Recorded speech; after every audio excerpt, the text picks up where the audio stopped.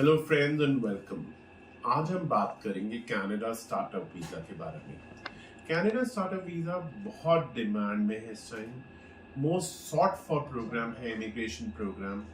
आज की डेट में काफ़ी लोग इस प्रोग्राम को जो नहीं जानते थे पहले, अब इस प्रोग्राम में आ रहे हैं।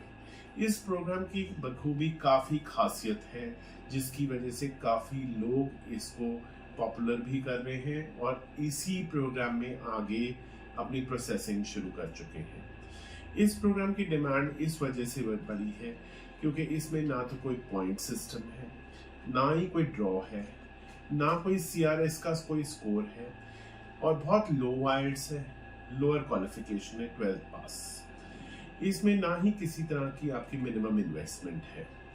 इसके लिए बहुत अच्छा तरीका ये है कि हम जब आपके साथ ये स्टार्टअप वीज़ा पे काम करते हैं तो आपका जो डोमेन एरिया है, जो बैकग्राउंड है, जो प्रोफाइल है, उसी को एज इट इज लेके हम जो एक प्रोजेक्ट लाते हैं आपके पास, जो कि बेसिकली क्वालिफाइंग बिजनेस होना चाहिए, यानी कि एक कोई इनोवेटिव बिजनेस प्लान होना चाहिए जिसको हम उसकी पिच डेक रेडी करते हैं और उसको हम इनक्यूबेटर रूट पे ले जाके लेटर ऑफ सपोर्ट देते हैं। मैं एक चीज़ यहाँ बताना चाहूँगा, क्योंकि हम जो यहाँ बात करेंगे कनाडा स्टार्टअप वीज़ा की, वो बिजनेस इनक्यूबेटर रूट की बात करेंगे। बिजनेस इनक्यूबेटर रूट जो है वो सबसे ज़्यादा पॉपुलर रूट है आज की डेट में ग्लोबली फॉर कनाडा स्टार्टअप। इसमें हम एक सिंडिकेट या कोहर्ट ऑफ कोहर्ट बनाते हैं। इसमें मिनिमम 1 से लेकर 5 लोग हो सकते हैं, कहीं से भी हो सकते हैं, कोई भी नेशनैलिटी से, कोई भी बैकग्राउंड से। उनका बिजनेस एसेंस होनी चाहिए, वो किसी भी प्रोफेशन से हो सकते हैं।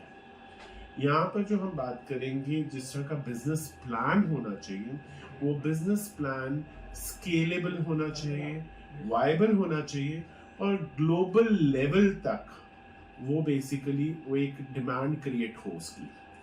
उससे कनाडा की इकोनॉमी कैसे बूस्ट हो सकती है, हमें वो देखना होता है। उसके अलावा हमें ये देखना होता है कि जितना भी हम इसमें प्रोजेक्ट को आगे लाते हैं, उसकी नीड कैसी है वहाँ पे, वो कैसे ग्रो करेगा कनाडा में, अक्रॉस द बॉर्डर कैसे ग्रो करेगा, ग्लोबली कैसे ग्रो करेगा, कैसे कैसे स्केल करेगा।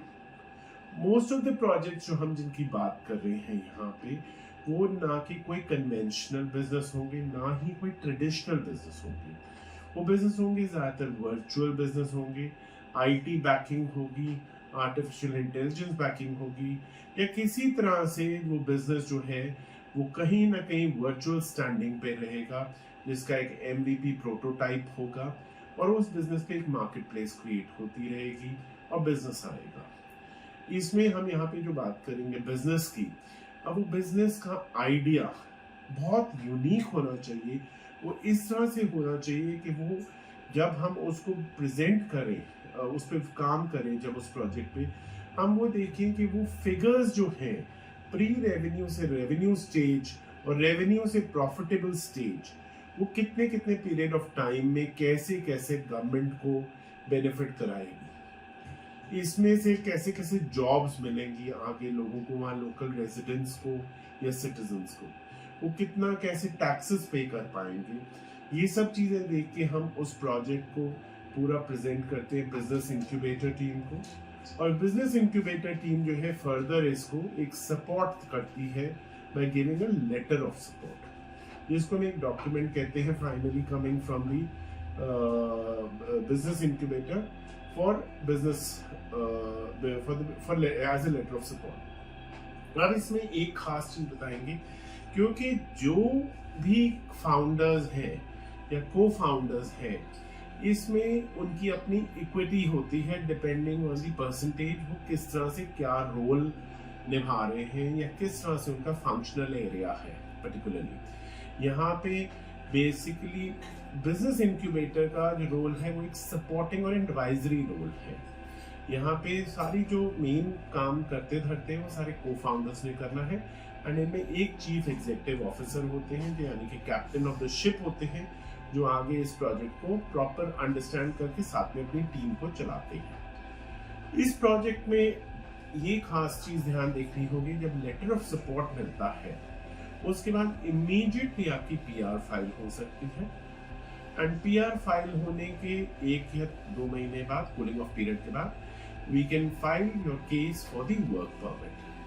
ओपन वर्क परमिट आज की डेट में 3 साल के लिए गवर्नमेंट ने अनाउंस किया है।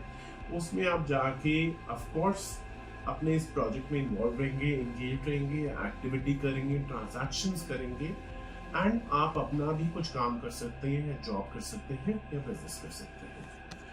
इसके लिए कोई भी आपको सलाह या किसी तरह की भी कोई किसी चीज की आपको लगता है मशवरा करना, आप हमारे जो ये दिए गए लिंक है इस पे कॉल अपनी कम्युनिकेशन भेज सकते हैं, या हमें कॉल कर सकते हैं हमारे दिए हुए नंबर्स पे। हमारे ऑफिसेस हैं दिल्ली में, कनाडा एंड गुजरात में। Thank you. Canada startup visa एक हैसल फ्री रूट है for smooth immigration to Canada. बहुत सारे लोग जो क्वालिफाई नहीं करते हैं पॉइंट सिस्टम पे, प्रोविंशियल या एक्सप्रेस एंट्री, वो ज़्यादातर सारे ही इस पे ही ऑप्ट कर सकते हैं स्टार्टअप वीज़ा पे। Direct route to permanent residency है, जिसपे किसी तरह का कोई पॉइंट सिस्टम नहीं है। There are no draws, there is no CRS score, there is no age barrier. So सबसे बड़ी एक अच्छी चीज ये है, नो मैटर आप अगर जैसे 30 के बाद आपके points they start producing on your CRS score. Here, no matter even if you're 40 years of age, 50 years of age, beyond that also, you are easily eligible to apply for Canada Startup Visa.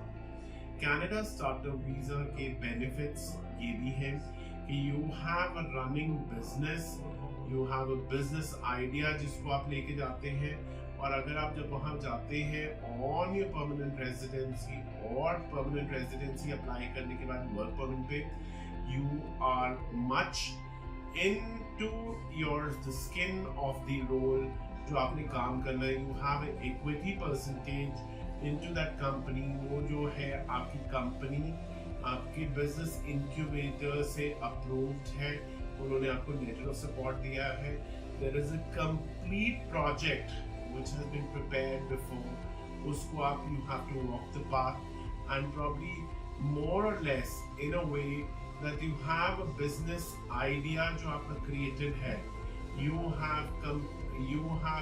take charge of that, and probably when you're in Canada you have the complete support of the incubator and the probably your co-founders as well, जो आप साथ में मिलके company चलाते हैं। Statistically proven काफ़ी सारी companies हैं जो स्टार्टअप पे शुरू हुई हैं पिछले सालों में, and they are doing very well still. They have come from pre revenue to revenue stages also. इसी को देखते हुए मिनिस्टर हैं मार्क, उन्होंने अनाउंस किया था कि जो स्टार्टअप वीज़ा है is the program which is going to stay there for long, और इसी वजह से ही IRCC ने इन पे जो है कैपिंग जो थी स्टार्टअप वीजा की वो 3 times इंक्रीज करी है to the number of applicants they will be taking in the year 2024.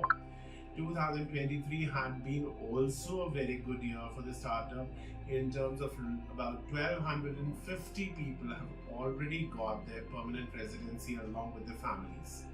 तो कहीं ना कहीं we always find that startup visa is a direct route to permanent residency. एक आपके लिए कनाडा PR का बहुत अच्छा गेटवे है अगर आप कनाडा में सेटल होने का आप सोच रहे हैं।